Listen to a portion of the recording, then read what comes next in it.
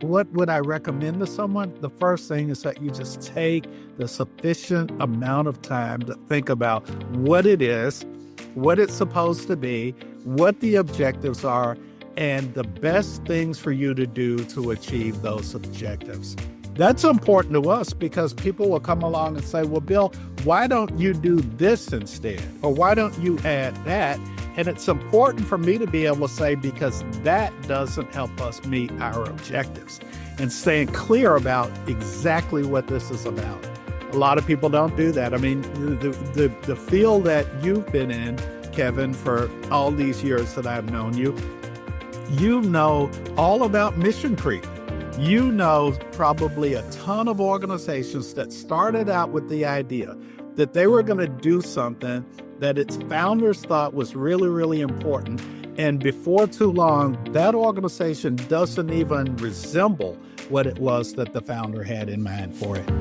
Welcome to the Going Big podcast. I'm your host, Kevin Gentry, and this is the place where we celebrate bold moves and big ideas.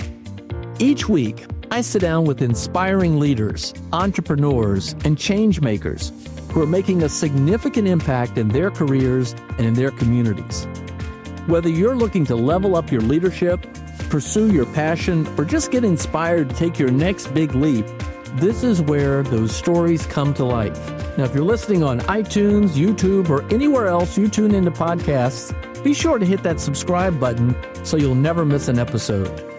Now, let's dive in to what it means to truly go big. Well, ladies and gentlemen, welcome back to another episode of the Going Big podcast, where we interview people who have identified their gifts to make remarkable contributions in their lives. And you're in for a treat today with Dr. William Keys. Bill Keys, in 2002, decided to found the Institute for Responsible Citizenship. And what he has done is create, quite quietly, one of the most powerful pipelines for impact you can imagine. Wait till you hear about this. He has focused during that period on helping African-American male college students find their gifts for leadership and help them prepare for successful careers. And over the time, he's only focused on about 250 young men. But of that, you will be shocked to know 7 have been awarded Rhodes scholarships, 7 Truman scholarships, and 2 Fulbright scholarships. So that in and of itself has a lot for us to talk about. But you're going to talk about just the leveraged impact these people who go on to careers in law and business and public policy and medicine as judges or clergy or political leaders or doctors just have this outsized impact. There's a lot for us to talk about. And the funny thing is, I've known Bill for a long time, but I didn't really appreciate the consequential nature of his work until he reached out to grab lunch recently. And that's why we're having this conversation today. So you're in for the same treat that I got just a few days ago. So, Bill, first of all, welcome to the Going Big podcast. It's great to have you with us today. Thank you so much for having me. There's no telling what happens when a couple guys get together for pastrami and roast beef, huh? Exactly. That is going to certainly be one of the most memorable pastrami sandwiches I've ever had. So let's get started. In 1978, you left North Carolina, your home state, where you've been educated, to come to Washington, D.C. I understand you went to work at the House Post Office. Tell us about your start in Washington, D.C., and then we'll try to understand how in the world you got the idea to found the Institute. Well, thanks, Kevin. Well, first of all, let me just say I hitchhiked here from North Carolina with $5 in my pocket. I actually had $5 when I left North Carolina. I had even less when I got here because the truck driver who picked me up stopped for gas and I bought a soda and some cookies. So I had less than $5 when I got here.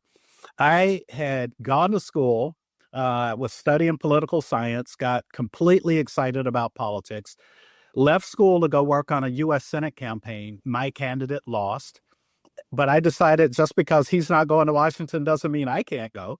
So I hitchhiked here with the idea of working on Capitol Hill. Now, you mentioned I worked in the House Post Office. I clearly didn't hitchhike here to work in the post office. I wanted to work in a legislative position on Capitol Hill. But of course, I had not graduated from college. Remember, I was supposed to go back to school to finish the degree, and I didn't. Oh, I came here instead. No college degree, didn't come up from a family with political connections. The total of my political experience was with that one unsuccessful campaign, et cetera, et cetera. And so people kept asking me, do you have any Hill experience? And I said, no, I didn't. And so you got to eat somehow.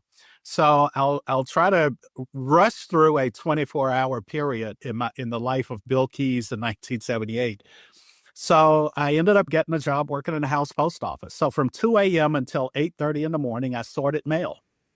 Then I would go into the bathroom, wash up, put on a clean shirt and a jacket, and I'd walk around looking for a job. And ultimately, I realized the best thing for me to do would be just to volunteer. So from 2 until 8:30, I'm in the post office. 9 to 3, I'm volunteering in a congressman's office.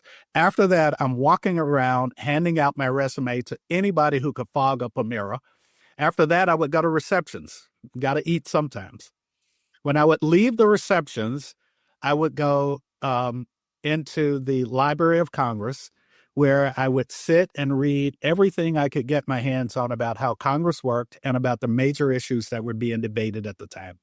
They would kick me out of the library at midnight. I'd go back into the Rayburn building, sit on a big leather sofa for 2 hours until it was time to go back to the post office. So for that first month I was in Washington, I slept 2 hours a night, and I ate one meal a day at those receptions. And it was an amazing experience. I remember one of my institute alumni saying, Dr. Keyes, I'll never forget that story you told us about when you were homeless. I said, what? When did I tell you I was homeless? He says, when you moved here and you didn't have any place to live. And I thought, oh my goodness, I guess I was homeless. That's the definition of homeless. I didn't have a home. And so I'm thinking, I'm living the dream. They might see it as homeless. I'm thinking I'm living the dream. I sat in a big lobby area on the Independence Avenue side of the Rayburn building, looking out at the Capitol Dome, all lit up at night. And I thought, this is heaven. And so I think often if I had internalized the idea that I was homeless, where would I be now? But for me, I was living a dream. So that's how I got started in Washington. So the beautiful thing is, ticket, Bill. Can I tell you this one thing, Kevin? Well, yeah, but I got to, I've interviewed a lot of people where they've talked about sort of struggles and adversity in early days. And I talked to Todd Rose, who got expelled from high school because he had a 0.9 GPA, and then he ended up going to Harvard. But this is pretty amazing. Keep going. Well, so great. Well, I never had a 0.9 GPA, but so I can't top that one. But here's the beautiful thing. I don't know if you read Malcolm Gladwell, but he wrote a book called David and Goliath. And the premise was sometimes the things that we view as our greatest disadvantages turn out to be our greatest advantages. I didn't have money to go down Pennsylvania Avenue and drink beer and play pinball. So I was in the library studying, reading. Right? I was really, really focused. And 4 years after I left the post office, my title was Senior Policy Advisor to the President of the United States. And I often think most of those kids who had everything going for them, who were drinking beer and playing pinball at night, were probably still drinking beer and playing pinball. And so I don't, stress out about any disadvantages I might have, because sometimes those disadvantages kind of catapult us into doing some things that are greater than anything we may have thought of. Well, so ultimately you moved into the senior role with President Reagan. And then, Bill, you then had this vision for, at some point, founding what is the Institute for Responsible Citizenship. Yeah. And another part of the Going Big podcast is people who've cast a big, bold vision for change. There's something they've got in their mind they want to go do. Did you have an idea at that point that there was a problem you wanted to address? When did you get the idea for the Institute for Responsible Citizenship? and then tell us about what that vision is. Sure. I ended up taking a job years after the White House, taking a job with the Fund for American Studies. And I ran one of their institutes. And what I realized as I was doing that was that there are a lot of people who could benefit from the kind of experience that my students were having, but they weren't there either because they didn't have mentors in their lives who would recommend that they have that kind of experience, or they didn't have the money to pay for it. And so I decided I would create a program where I would actually recruit the young people who I wanted to have in it, right? And that it would be free to them. Not only would it be free to them, we would pay them to come. So their housing and all of that's free, meals, and then we also provide a stipend. So there were two problems that I was really concerned about. One was success rates for Black men on college campuses were just abysmal. That really troubled me. And so I thought the young men who are working hard and doing well, we need to support them to help them go beyond where they think they can go. And so that's a huge part of what we do. The other part of it was that I just saw a lack of critical thinking. And I wanted to really get bright people around the table and to teach critical thinking skills. And it wasn't that I was saying, here's how you think critically, but putting them in environments where they could see, all right, you just made a statement. What does that actually mean? And having other people around that table who could ask the same questions. What did you mean by that? What if this? What if that? And have this critical thinking, because our country is in big trouble if we don't have people who can think beyond what they've read on their Twitter feed that day. So those were two of the things that I was concerned about. All right. Well, we got a lot to unpack for the benefit of our listeners, because these are all the themes and subjects that we often address. And I want to get into a lot about what you've already mentioned in terms of mentorship and mentoring others, certainly the critical thinking skills aspect of it, but also how you start and build an institute and fund it and keep it going over time, and then what you do to keep it going into the future. So we got a lot to cover. Yeah. But to give more perspective on the institute, tell us a little bit more about that I rattled off at the beginning in the introduction about the Rhodes Scholars and the Truman Scholars and the Fulbright Scholars. And maybe if there's a graduate or two or three you want to just describe, bring to life what it is, the Institute for Responsible Citizenship. Yeah. So I'll tell you the frame of what it looks like. So you apply during your sophomore year of college. It's all African-American men, not just Black men, but specifically African-American men. You apply during your sophomore year of college. You can go to any college in the country, any major, any career goal. The only thing we care about is that you are someone who's ambitious to be extraordinarily successful for reasons that are bigger than yourself. It's a huge investment on our part, and I don't want to invest in Kevin just so that Kevin can make a lot of money and drive a fast car and live in a big house. That's not what this is about. It's about taking really talented people who want to make a difference in the world, who want to glorify God and be a blessing in the lives of other people. That's what this is about. So we select really talented young men. They come and spend 2 summers with us, a summer before the senior year of college. They live together in a residence hall at one of the universities here in town. They do high-level internships in whatever fields of it they're interested in, whether it's on Capitol Hill or at a law firm or in a hospital or at a church. It just depends on their interest. In the evenings, they come and sit around the conference table at my office, where they are taking courses on economic and constitutional principles and ethics. All right, because we think those are the things that are critically important for us to have a society that is worth having. All right, that's the thing that's important. You can't be a leader in our society if you don't understand the Constitution or if you don't understand economic principles, pure and simple. You can go to some of the best universities in this country and never read the Constitution once. True, absolutely right. These are some of the problems that we're trying to address. So if you're not in class or at your internship, you may be going out to meet with a Supreme Court justice or a member of Congress or the chairman of the Joint Chiefs of Staff or the CEO of a corporation or whatever. You're meeting really, really high level people. And there are only 12 of you, either 12 or 24, 12 juniors, 12 seniors. And therefore, those interactions are quite intimate, right? It's not a few hundred people sitting in a big auditorium watching someone walk up onto a stage, give some remarks, take a few questions, and walk out the door. A lot of these engagements last for hours because it's like being in someone's living room and having a real conversation.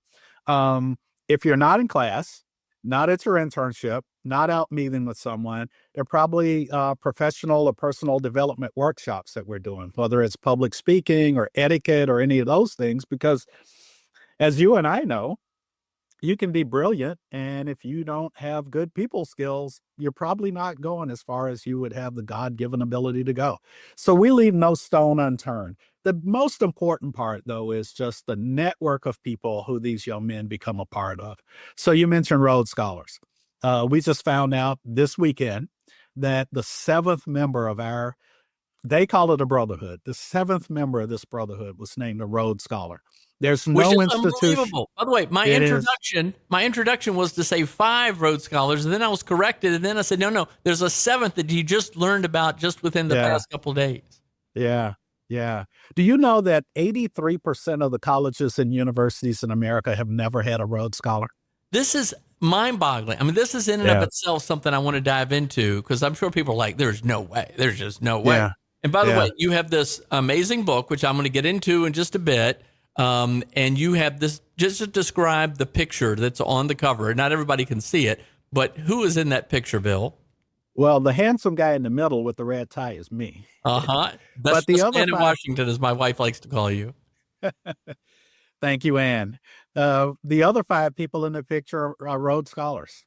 Unbelievable. And how many people can walk down the street? Well, of course, that's a stage photograph, but how many people can walk down the street with 5 African-American young men who are Rhodes Scholars? No one, because it doesn't exist outside of this institute. There are now 7. It is pretty phenomenal. By the way, 7 Rhodes Scholars. You mentioned the other awards. Back in May, our 16th alumnus graduated from Harvard Law School. For 6 straight years, they went to Yale Divinity School. They're doing some pretty extraordinary things. Kevin, when we were at lunch, one of the things I mentioned to you was a conversation that I had with a friend a few days before that, where it just occurred to me that there are a lot of organizations that are trying to train young people to do certain things. And we're not focused so much on what they do as much as who they are. And so we're talking about character and integrity and service to others, reverence for God, all of those things. And then it turns out we get a bunch of Rhodes Scholars. Well, okay. Right? So let me unpack this a little bit. Okay. Yeah. So first of all, you've done this since 2002, 23 years. You've had about 250 young men now go through 300 this program, 12 a year. No. So the success rate is just mind-boggling. And so how do you recruit or select these students who turn out so well? Now, an aspect of it is presumably what you offer to them in terms of this mentorship and the ethics and the economics and the constitutional studies and how the critical thinking skills and treating people with dignity and respect and everything else that you're teaching them. But how in the world do you explain this success rate? I've never heard of anything like it. Well, you were asking me about how we select them. That's the most important job. That's number one. Yes. That's the most important job. And then just focusing on what's important. How many apply? So this is not typical, but our biggest applicant pool was 640 for 12 spaces. So it's pretty selective. A typical pool is in the 300, 350 range. And how do you begin to identify 12 that will ultimately be spending not 1, but 2 years, 2 summers? 2 summers. Yeah. That's another unique aspect of the program. It really is. I become never heard close anything to about each other. that. Yeah. So it's an application. It's probably more rigorous than a typical college application because they're now in college and they have a lot more to show. So it's essays, resumes, writing samples, you name it. We ask for SAT scores, obviously their grades, letters of recommendation. So it's a pretty extensive application. We go through those, and then the team whittles that down to a certain number, and then we start interviewing them. And I'm giving away a little bit of a secret here for any young person who might be thinking about applying, but there's an application, there's an interview, and if they do well on the interview, they probably get a few more phone calls randomly that they're not expecting. My attitude is anybody ought to be able to bone up, do some reading, and then it's time for the interview. You sit up straight and you smile. And interview all of is that. notoriously challenging to navigate. By the interviewer.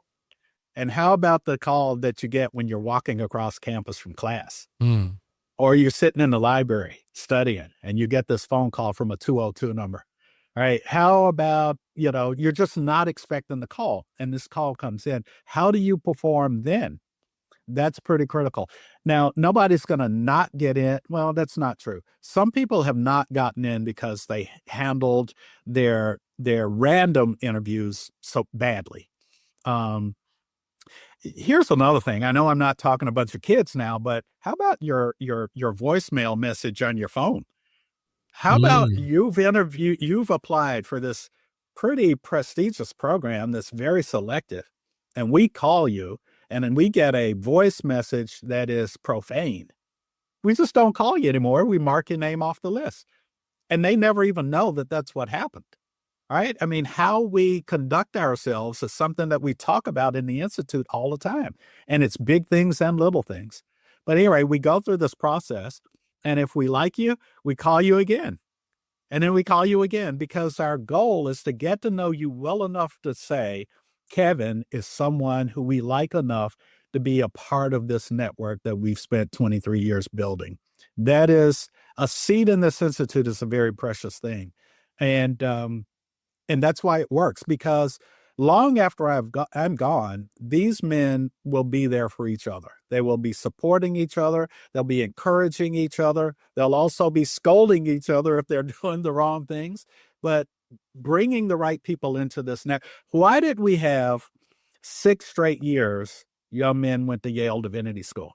Because year of number 1, the young man who went there, and he did what it is that I'm telling them that their job is to do wherever they go. And that is to bust the doors down for the guys coming along behind you.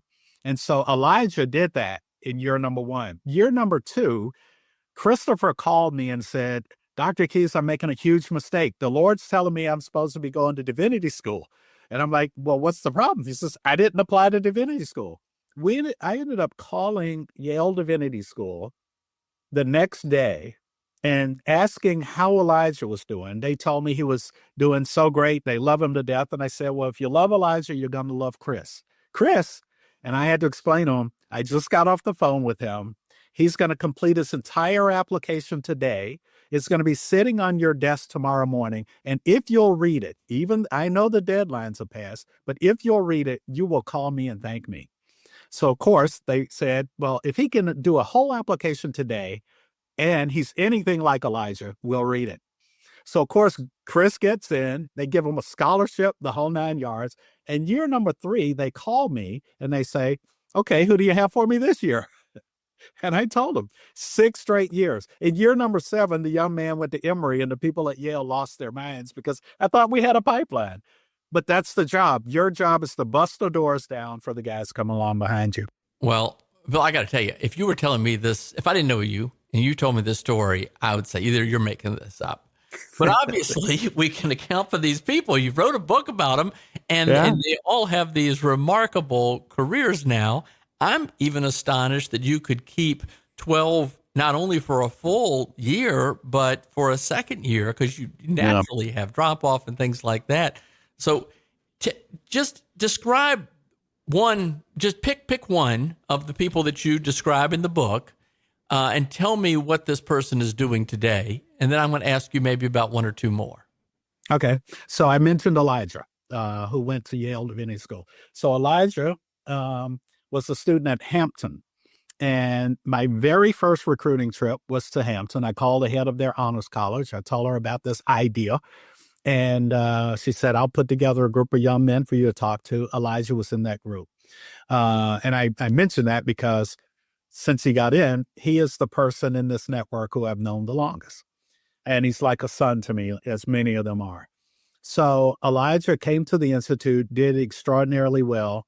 After the Institute, graduating from Hampton, he went to Yale Divinity School, as we talked about. Then he came to work for the Institute. And when he was working here, he did an amazing job. And at the end of the summer, I would take each staff member out for dinner and we have a conversation, say, well, how do you think the year went? How was the summer? What are you thinking about your life? And Elijah, what's going on with you? And Elijah said, well, I have some big news. And I said, really, what's that? And I knew he wasn't dating anybody seriously, so he wasn't going to tell me he was getting married. So I said, what's the big news? He says, I'm ready to go get a PhD. And I go, wow, that's fantastic. So anyway, long story short, he ends up leaving, going to UNC, which is my alma mater, and earned a PhD, left there, moved to Charleston, South Carolina, where he basically built a new museum, the International African American Museum, which sits on the location, Gadsden's Wharf in Charleston, where the majority of Africans were brought into the country. Amazing, nothing existed at that point. So he basically built that museum, which is now an amazing facility. And while he was there, he was recruited away by one of their board members and major donors who was in New York. And Elijah now runs his family office.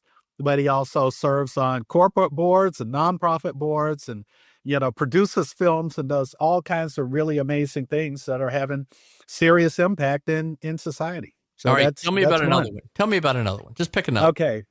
So let's see.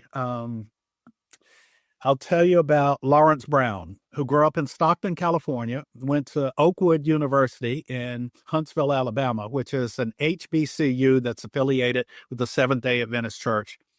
He went to Oakwood. After Oakwood, and by the way, just for benefit of everybody that may not know, HB, that's historically Black college. Exactly. So after Oakwood, he went to Meharry Medical College in Nashville. While during his time in medical school, took a break from there, went to Yale and did a Master of Public Health, came back and finished his MD at Meharry. Now he is practicing medicine. He's a surgeon at Johns Hopkins, one of the top hospitals in the country.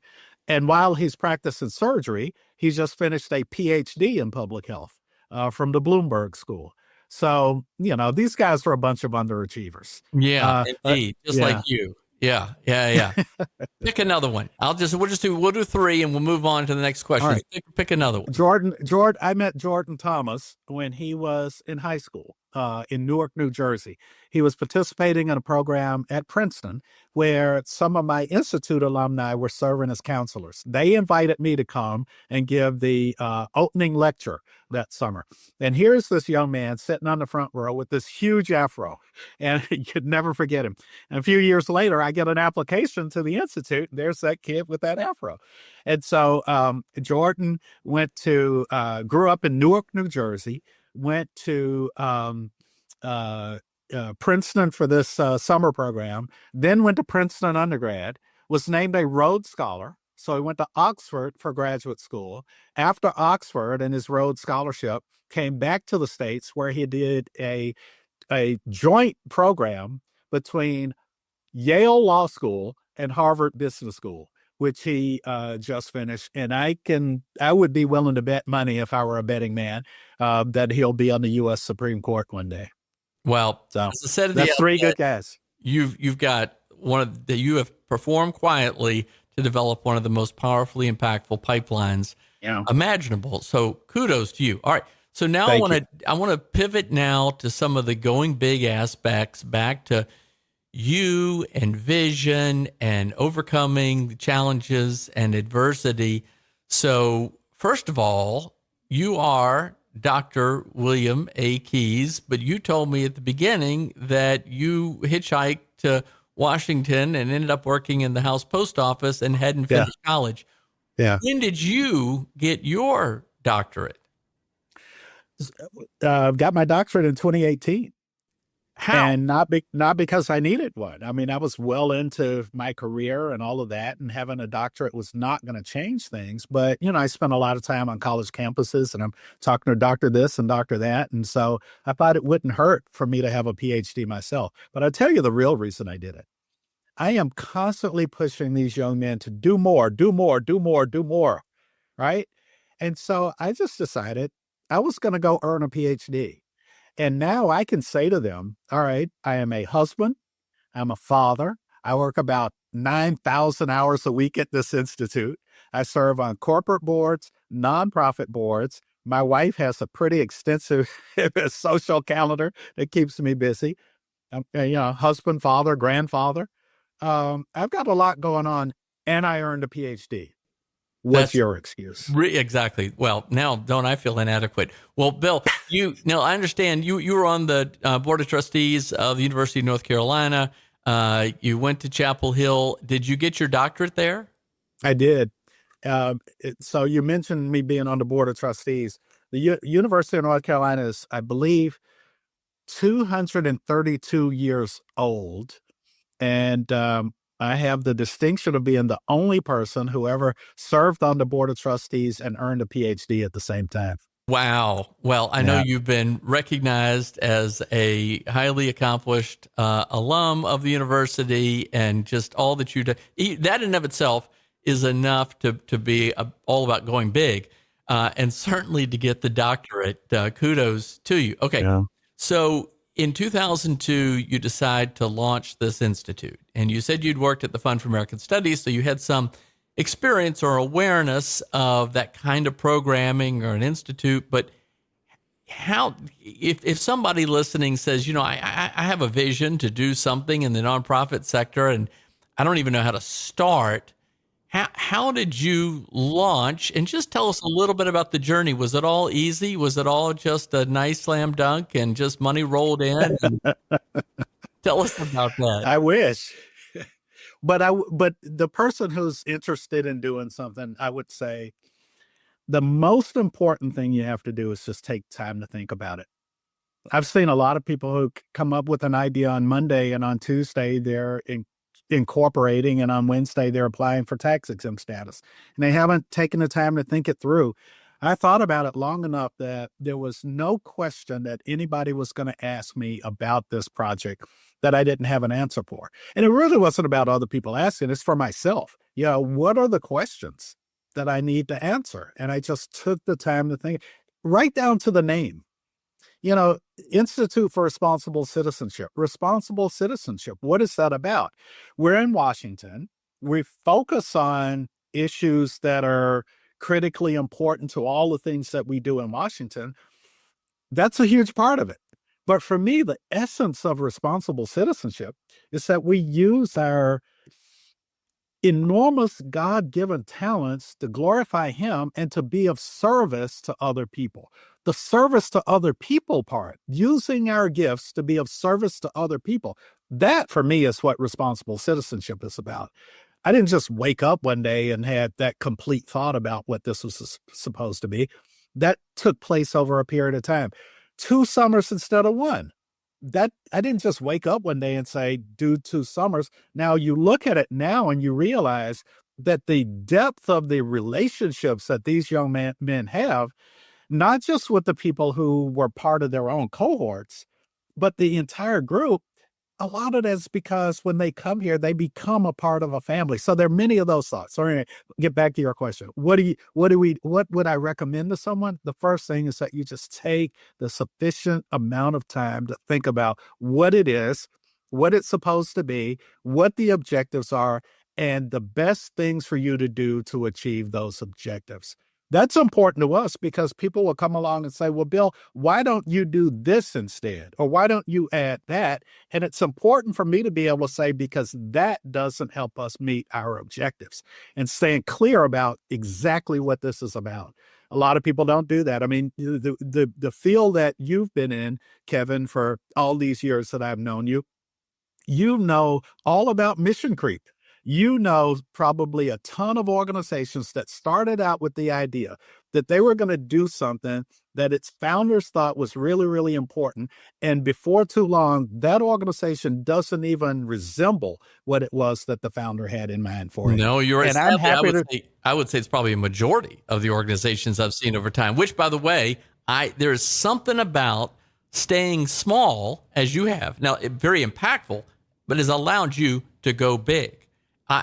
There's something here. There are so many lessons. This is worth a huge case study in and of itself about how you've pursued this. So I want to tell you two really quick things. This whole issue of impact is huge for me, right? As I said, this is about us using our gifts to be a blessing to other people. So I was talking a couple of summers ago, I kept talking about impact, and I didn't feel like the guys were understanding it. And I mean, obviously people know what impact means, but they weren't getting the gravity of what I was saying, to the enormity of what this project is about. And so I came in the next night and I grabbed a whiteboard and I wrote all of their names down the left side. And then one by one, I said, okay, John, what's your career goal? And John would say, I'm going to be a lawyer. Okay. How many patients do you think you might treat over the course of a career? And they had to come up with a number. And then I wrote that number on the board. And I said, well, actually, let's triple that number, because all of those people probably have a spouse or a kid or somebody in their lives for whom you saving their life is going to impact other people, right? And we put that number on the board. And then the next person, the next person, the next person. I went through 24 young men. And when I got to the bottom, I said, all right, now somebody add up these numbers. And it shocked all of us. 9 billion people. Now, I know that's ridiculous. How do you get 9 billion people? All right, so the person who wants to do the research to find a cure for cancer, he actually impacts the lives of everybody else who lives for the rest of eternity if he's successful. That's impact. No, Bill. No. This is a big deal. And in your book, you talk about how in the early days you sat beside a person from a prominent, large foundation, and they challenged you and said, "Well, that sounds nice, but you're not big enough for our support." Yeah. And wow, they were pretty arrogant about it too. And you challenged them back and said, how do you define big enough in terms of impact or size or staff or bureaucracy or budget? But in terms of impact, okay, well, keep going, because you had a second point to make, because I've got a number of follow-up questions I've got to ask you. So just about, you were asking about size. One of the other reasons that we keep it small is just intimacy. So I remember our very first summer, we went to see Congressman John Lewis. John Lewis was the only person who was still alive who had participated in the March on Washington with Martin Luther King Jr. So we take our first class of scholars to visit with Congressman Lewis. We get to his office and he greets us at the door and he says, I don't know why they scheduled you at this hour, because we have votes on the House floor. But come into my office, sit down, relax. I will get back as soon as I can. And I have all the Coca-Cola products you can drink and all the peanuts you could eat. Benefit of being from Georgia, right? I was going to say, he's from Georgia. And we sat and we waited. And his scheduler came in and said, I am sorry, Mr. Keyes, but we can't give you an hour. I can only give you a half hour now. I said, I understand. Congressman Lewis came back and he walked into the room and he greeted these young men, and he spent not a half hour, not an hour, 4 hours sitting in his private office having a conversation with these young men. And his staff was literally had their hands on his shoulders trying to pull him out of the room, and he wouldn't leave. Now, as I said a little while ago, that doesn't happen if it's hundreds of people in a big auditorium. But sitting in his office, having this conversation with young men who went to his office not to be entertained, but to engage him, he just thought, I got the American Bankers Association and the American Bar Association. I don't care who you have after me. I'm going to do this. And by the way, his staff always scheduled us at the end of the day after that happened. Well, I'm so glad you touched on this. I think that people who focus on teaching and mentoring and stuff struggle with leveraging or expanding that kind of effort, but what you're doing or scaling it, but what you're doing is extraordinary. Well, so, again, we just had lunch last week and you gave me this terrific book about the stories they hear, and the cover itself has the pictures you say of the 5 Rhodes Scholars then, which is amazing in of itself. But I really went through it this weekend, and you keep focusing on expectations. Yeah. Setting high expectations, and tell us why you think that is important and how you believe setting high expectations helps elevate us to a new level. And Kevin, I don't know if I tell you the story about being invited probably more than 10 years ago now to visit a very prominent Midwestern university who called me and said, our Black male students are just not doing well. Maybe you can give us some ideas. And I went out and I spent 2 days just observing. I went to classes. I walked through the dining hall. I just observed for 2 days. And on that third morning, before I headed for the airport, the provost had about 30 people, professors, deans, and so forth. And I said to them, I think I understand what the problem is.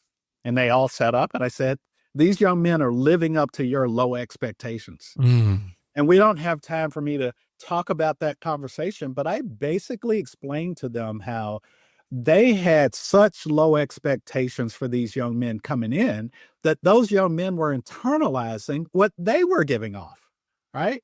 For example, the dean, the provost who invited me to come started out by saying, we have these young men who come from these poor inner city schools and name the city. I won't name the city because that would give away the university. And I said that morning, I said, I went to college and I cannot imagine that I walked into class and my professor knew where I went to school, much less the quality of the school I had gone to. You don't know whether these young men are the most brilliant people you've ever met or the dumbest. You're making an assumption that they're not prepared, right? And so you're not challenging them, to work hard. I pointed out the thing about working hard, expecting them to work hard and do well. And there was this one professor who said, well, I'm worried that if I push them too hard, I will drive them away. And I said, well, that's interesting. You have a football team, right? And then they look at me like, of course we do. I said, you think your football coach makes these young men work hard? Oh, they go, and they went on and on about how hard. How about basketball? Oh yeah, they work so hard. And I said, okay, let me get this straight. Someone explain to me. If you push a young Black man to work harder than he's ever worked in his life for physical pursuits, he'll thrive in that environment.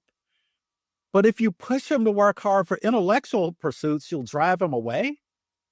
Explain that. The silence in that room was deafening because that attitude is just indefensible. So we expect a lot from the young men in the Institute, right? We expect a lot. They don't have to all become Rhodes Scholars. They don't have to all earn PhDs. They don't all have to graduate from Harvard Law School, but they've got to do the best that they can with the gifts that the good Lord has given them. That's the expectation. And guess what? People live up to our high expectations.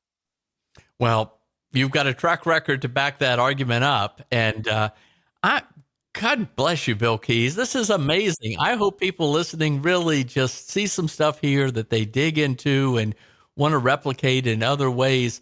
You said something at the beginning. You talked about how, you weren't just helping people that were on young men that were on a track record for success become, wealthier and buy some things that would be attached to luxuries or something like that.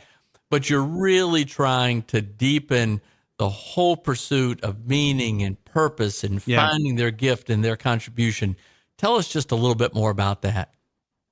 So this book you mentioned, it's hopefully everybody will read it.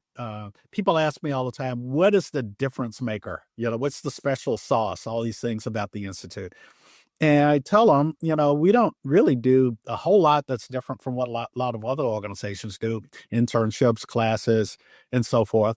The biggest difference is the conversations we have around the dinner table. That's where those values are communicated. That's where those expectations are set and raised in those conversations around the dinner table. And I can't invite everybody on this podcast to come sit at the dinner table with us. So we wrote it down in this book so that you can read. Here are the things we talk about. Now, I'm going to give it away, but the very first page, the very first words are, God has blessed you with something special.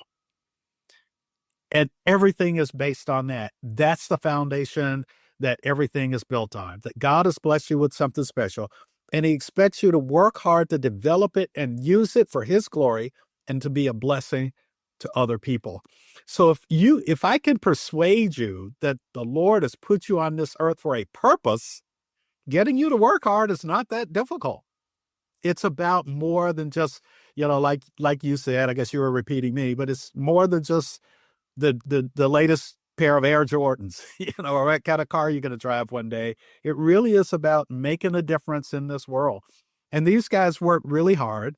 They achieve a lot. I am incredibly proud of them. They are proud of each other, and they've got reason to be proud of themselves because, as I keep saying, the Lord put you on this earth for a reason. Find out what that is and then work really, really hard to do it. Wow. This has just been terrific, Bill. And just God bless you for what you're doing. All right, I got 2 wrap-up questions. These are the ones I generally ask every guest. The first is, looking back now at all that you've done, looking back at an earlier version of yourself, maybe the hitchhiker coming to Washington, what would you now tell that younger version of yourself that you might have done differently? Just for the benefit of those, for all of us, as we're trying to figure out how to lead our lives better. Yeah. So that's a terrible question to ask me because I wouldn't do anything differently. Now, I would tell my children Well, again, to do by the way, things differently. you've got a good track record to back up the path that you've taken. But I'm sorry, keep going. But I would tell my children to do things differently than the way. Okay. If they said they were going to hitchhike someplace, I'd be very upset. So, but here's the reason I say that. If you look at my resume, we didn't talk about all the things I've done, but it would look random, right? A lot of it would look random. You did some of this, and you did some of that, you did some of this. And then I ended up in this place where I am right now, where I feel like I am doing exactly what the Lord put me on this earth to do. I also feel like there's no human being on this earth who's better suited to do what I do than I am. And I am not the best in the world at any of the components of what I do, but in me is the unique combination of experiences, relationships, passions, failures and successes, all of that unique combination that makes me the right person to do this.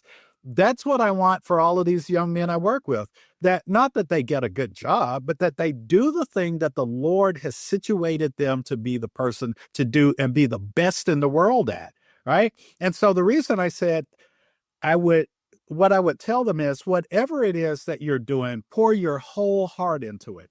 So before political science, I was preparing to become a college football coach. Did you know that? No. Well, looking at how much money these guys make now, I probably should have stuck with that. But nonetheless, think about it. All the things that I learned when I was preparing to be a college football coach are things that I use now in preparing these young men to be surgeons and pastors. Okay? I worked in sales. All the things I learned when I worked in sales, I use today as I'm going out to find the resources to help keep this program going, right? All of those things, they look random to you or me, but they were not random to God.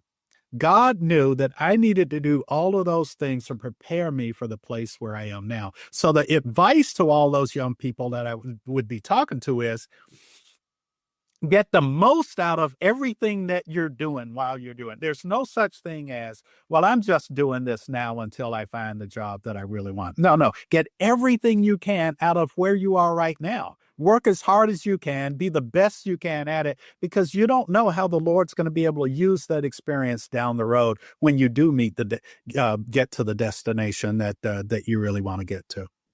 So. All right. If people want to find out more about you and the Institute, the Institute for Responsible Citizenship, right? Correct. www.theinstitute.net. Theinstitute.net. And then this great book, The Stories They Hear, and there's just so much here.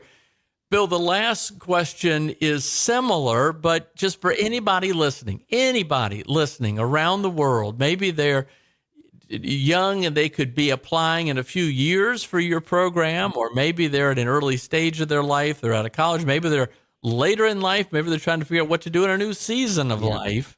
Yeah. What advice would you share for anybody listening about how they should consider going big in their life? And thank you for just, you're a great example of working to identify your gift and applying that to the service of the Lord. I mean, that's what you've done, and it's extraordinary. So what advice would you leave us with?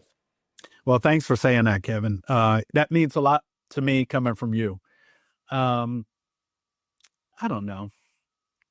Just think seriously about what's important in life. I run a nonprofit. I worked in government. I run a nonprofit. All right. I will give away or use everything I have to be a blessing in the lives of other people. And yet somehow I have every single thing I need. And there's nothing on this earth that I want that I don't have or can't get. And there's no way to explain that on a spreadsheet, right? But God provides everything I need and even everything I want because my focus is on giving to others. And I know that might sound, I don't know how it sounds, but that's just the reality in my life. Well, it's the reality for me. And I don't know how it might sound boastful or whatever it is, but that's a lesson that I try to give young people when I'm sitting in that intimate setting. That's another reason why, because I can't tell these stories in a big auditorium to people who don't know me, but I can tell these stories in an intimate setting people who get to see that I'm genuine about the fact that I care about them as human beings and what they will achieve in life, where I'm telling them things from my own life that I'll say, you know what, I've had to make sacrifices, but I made sacrifices for things that were really, really important. I don't know. I don't even remember the question you asked. No, you answered it very well. I'm just so grateful you reached out and asked me to go to lunch, and I'm glad I said yes. So thank you very much. This is how we get these outstanding guests on the Going Big podcast. I just need to be always on edge to be responsive. Bill Keys, it's been a great pleasure having you today, and it's a great honor to know you, count you as a friend, and look forward to many, many more years to come. Likewise, Kevin. Thank you so much, and God bless you. God bless you. Thanks for tuning in to the Going Big podcast. I hope today's conversation left you feeling energized and ready to tackle your biggest goals. Don't forget to subscribe and leave us a review on iTunes, YouTube, or wherever you listen to podcasts. It really helps spread the word, and it gets these inspiring stories out to more people. You can also find more content, resources, and updates at our website, goingbigpodcast.com. Remember, the only limits are the ones you don't challenge, the limits that you impose on yourself. Keep pushing, keep growing, and above all, keep going big. See you next time on the Going Big podcast.